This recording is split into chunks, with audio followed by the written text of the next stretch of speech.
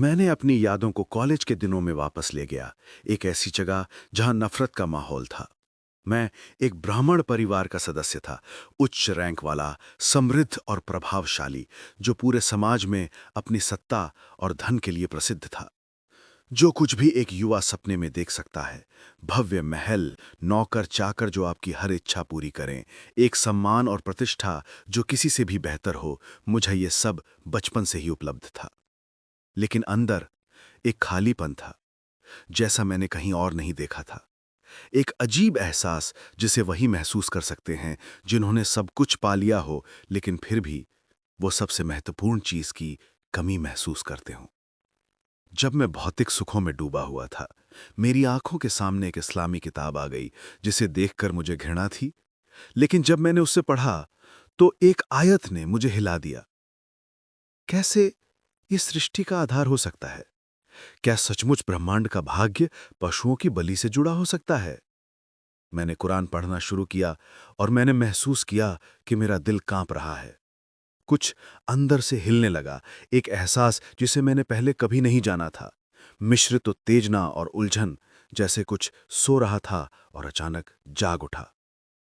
मैं एक हिंदू परिवार में पला बढ़ा था, एक परिवार जो अपने रिवाजों का सम्मान करता था और अपने विश्वासों को पूछता था। हम सरकारी स्कूलों में इतिहासकारों की किताबें पढ़ते थे, जिनमें मुसलमानों के शासन को अन्याय और अत्याचार के रूप में चित्रित किया गया था। ये झूठ मेरे दिल में बचपन से बैठा था और मैं बिना पूरी जानकारी के मुसलमानों के खिलाफ था।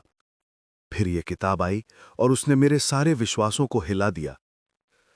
जो कुछ मैंने सीखा, जो कुछ मैंने माना, शायद वो सत्य नहीं था।